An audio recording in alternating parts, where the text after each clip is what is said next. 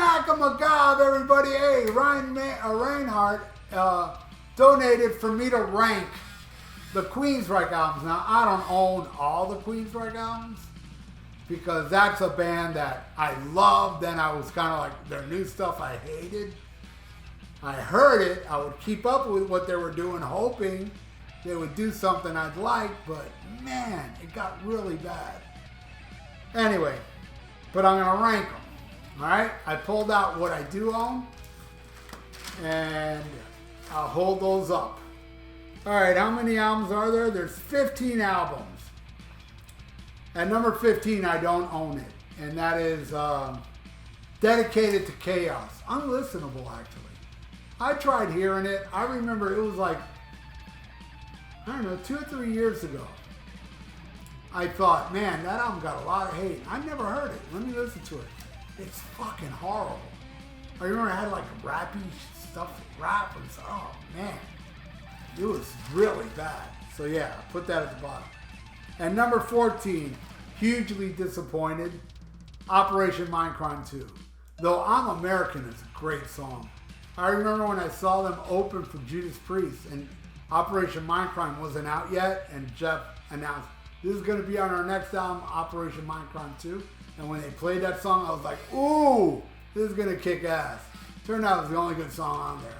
Horrible. The rest was like blasphemous. I mean, let me put it this way. There's a song I like on this album. There's quite a few albums coming up that I don't like any songs off it. But Operation Mindcrime is lower than that because it's called Operation Mindcrime 2. It just sinks it for me. All right. What's next? Number 13. Wow. I never heard this album before. I listened to it today. American Soldier. Oh, man. That was fucking shitty. Yeah, not good. Good sentiment, but yeah. And number 12, Tribe. I know Chris DeGarmo came back and helped write a few songs. I think those songs suck, and I think this album sucks. Don't like Tribe.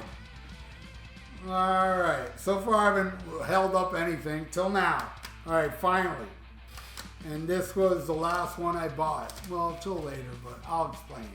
The last one I bought with Jeff Tate was Q2K. This album, I brought it home, I played it, I was like, I'm done. I'm done with this band. This is fucking shit.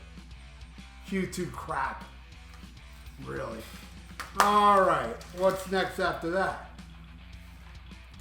All right, I have this one too. They're probably the one that sold the most. I don't like Empire. Though I do like, all right, there is some songs I like on here. I do like the song Empire. I love Anybody's Listening. The last song, I love it. Jet City Woman's okay. And that's about it. After Operation Mindcrime, when I bought this, I ran and bought this.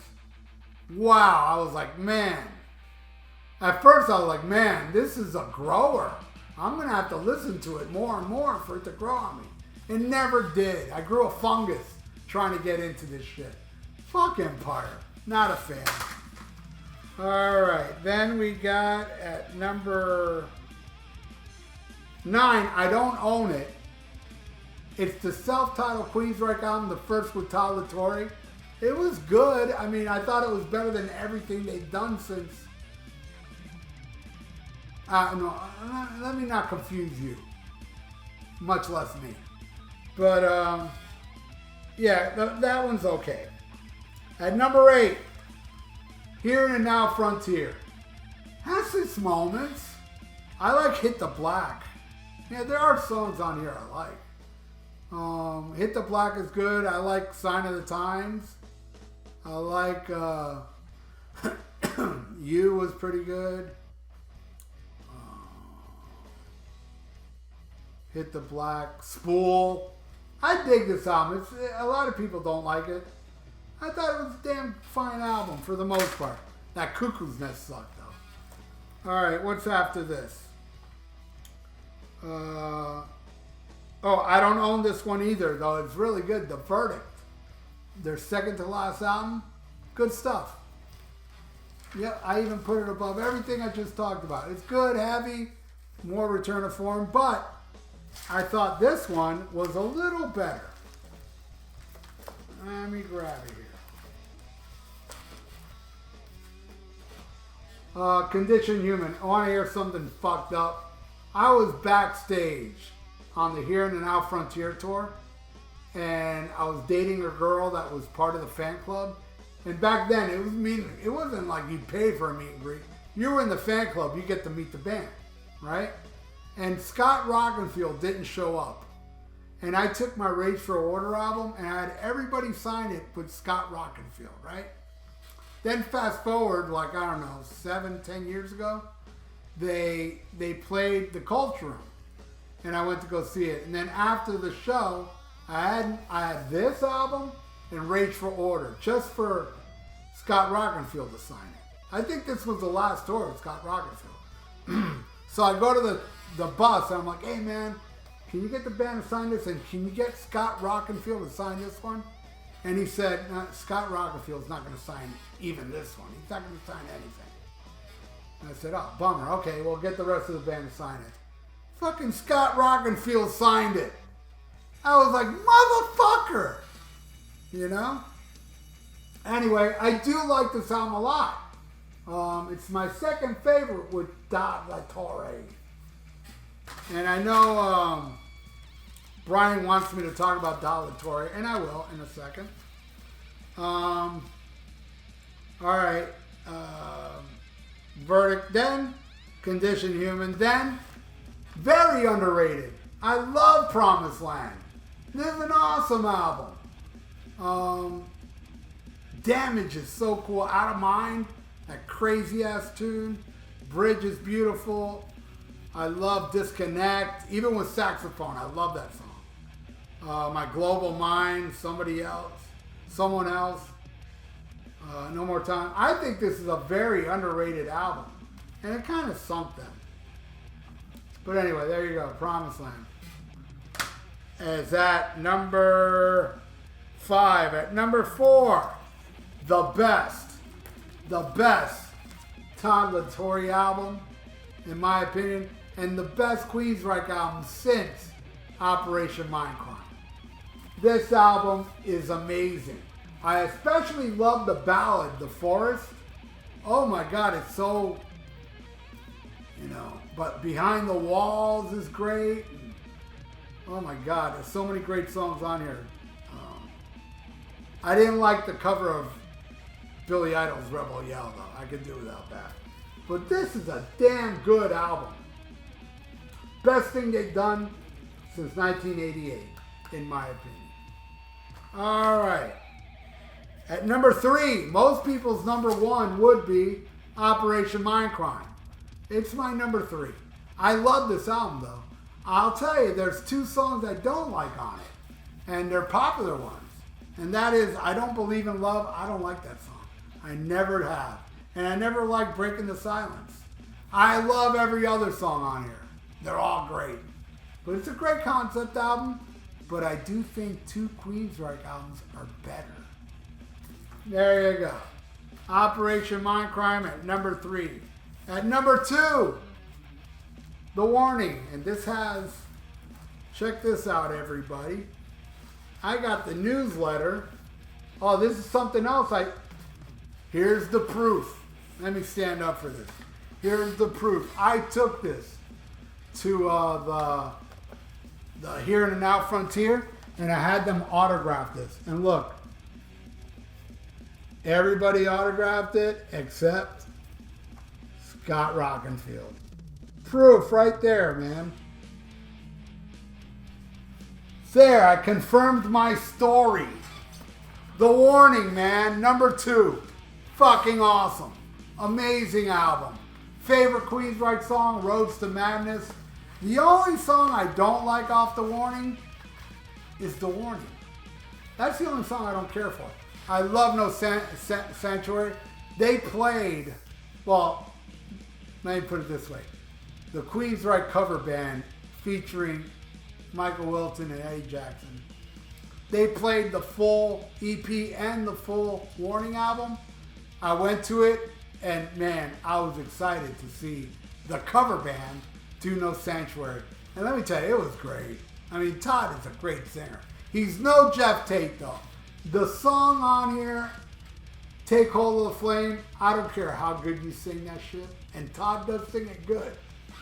But Jeff Tate sang it amazing on here.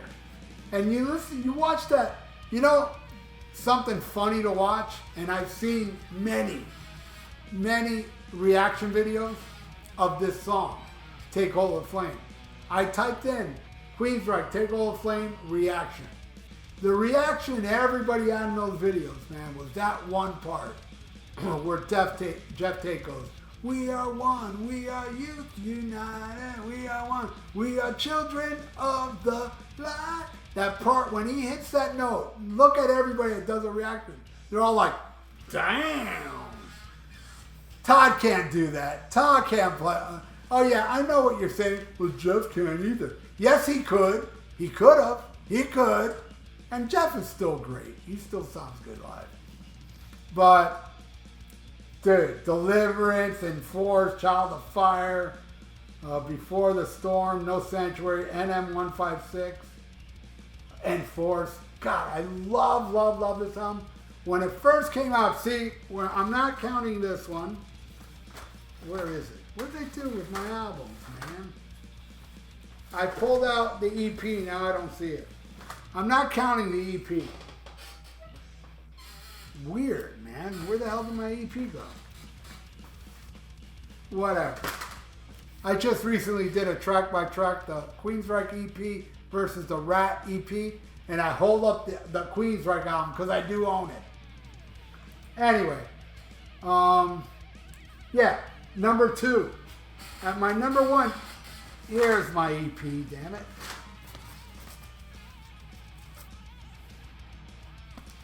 At number 1, Rage for Order. Oh, first, wait, I fucked up. And here's another one I had the band sign. Everybody signed it. This is the one I took for Chris DeGarmo. I mean, for Rockenfield to sign here, because here's Eddie Jackson, Chris DeGarmo, Michael Wilton, and Jeff Tate. And going back to the Warning a bit, when I first got the Warning, it was a grower because I was so used to the EP. I was like, wait a second, this ain't like the EP, because it was a little more proggy, not so straightforward metal. And I was taken aback by it, but man, the more I listened to it, the more I absolutely loved it. And I do love that album. I can do without the song The Warning. And as I understand, the band was upset that The Warning opened the album. They wanted, I forgot what song. They wanted some other songs to open it. They wanted The Warning to be later in the album. I think it shouldn't have been on the album at all. Re-record Prophecy for it. But whatever.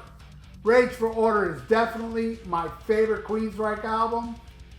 This, another one that that's why I had that problem with Empire. Because this is another one, when I first got it, when I first bought it, it was a grower. I didn't quite get it at first. I felt the same way about Warning. I didn't quite get it. Then I ended up loving it. That's why when Empire came out, I thought, yeah, I gotta listen to it more because I ain't getting it just like The Warning and Rage for Order. I didn't get it either.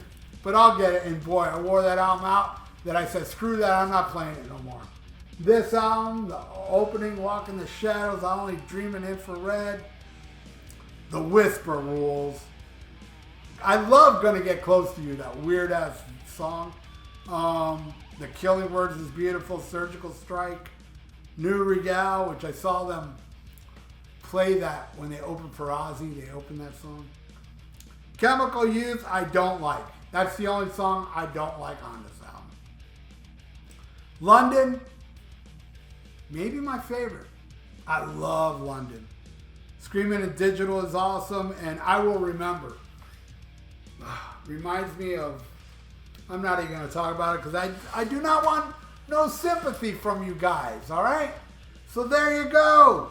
That is the ranking of the Megadeth album. So thank you so much, Brian.